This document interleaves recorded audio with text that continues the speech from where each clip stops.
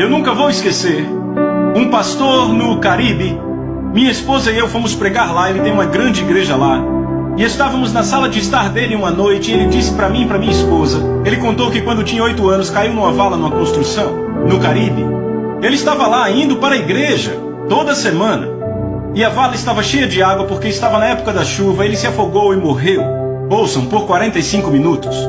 Ele disse, John e Lisa, eu deixei meu corpo como o meu pé deixa um sapato, com todos os sentidos intactos.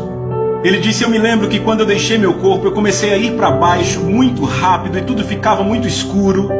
Ele disse, as trevas eram tão espessas. Ele disse que se eu fizesse assim, eu não via a minha mão. A escuridão era tão espessa que parecia que eu vestia ela. E ele disse, quanto mais eu caía, ele disse, pior o medo ficava. E naquele momento eu percebi que não havia nada pior do que aquele medo que eu sentia. Ele disse, mas ficou pior. A cada movimento para baixo, ficava pior e pior. Ele disse, não temos medo para descrever aquele tipo de medo. Ele disse, não há um tipo de medo. E ele disse, eu ficava gritando, porque eu estou indo por esse caminho, eu vou para a igreja. Ele disse, eu sabia exatamente aonde estava indo. 8 anos de idade, ok?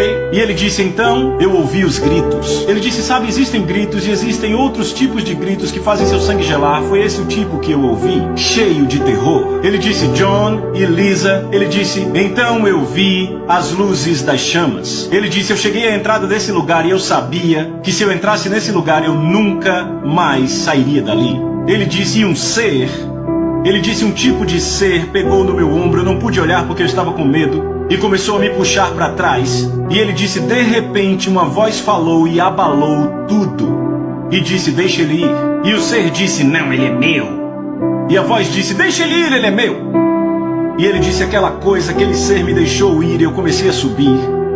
E ele disse, quando eu subi, eu estava fora do meu corpo, vendo os paramédicos trabalharem no meu coração, na minha respiração, meus pulmões, e o meu pai ali do meu lado orando, e eis as palavras que meu pai dizia, Deus, meu pai, se você me trouxer meu filho de volta, porque papai era crente, Deus, meu pai, se você trouxer meu filho de volta, eu vou te dar ele para sempre.